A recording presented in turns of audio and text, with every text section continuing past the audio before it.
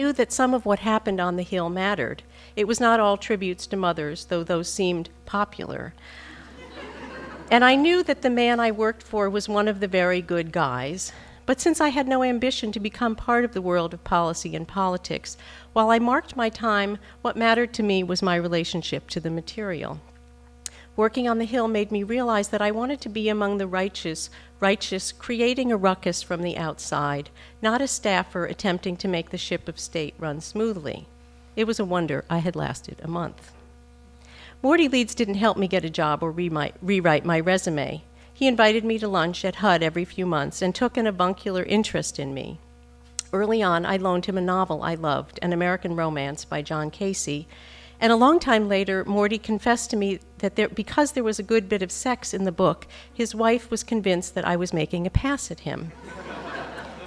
A critic friend described the novel as Henry James with sex, but the sex was all that Mrs. Leeds noticed. I don't think Morty believed his wife's conclusion for a second. I never discussed my desultory love life with him. Desultory is putting it charitably, but he might have guessed that civil servants in their 50s were not my type. The prison reform organization never called me for an interview, and no one else with a job did either. But soon after my first lunch with Morty, I had what turned out to be a good idea. Because of my work in San Francisco, I knew that the Federal Voting Rights Act would expire in August of 1982. It was then early 1980.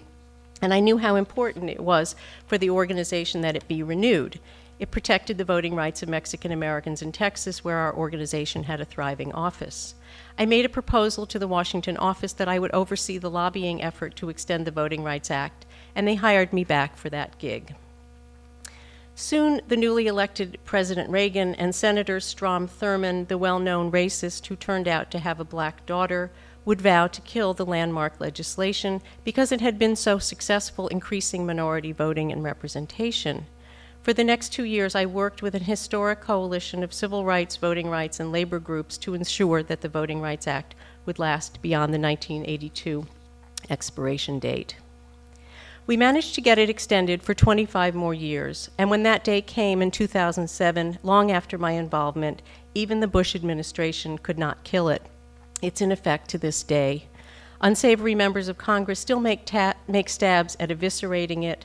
Local politicians, the governor of Florida, for instance, still publicly defy it, and Karl Rove invests heavily in disenfranchising voters throughout the land, far beyond the South and Southwest, where the Voting Rights Act was designed to correct a long history of suppressing and diluting minority votes.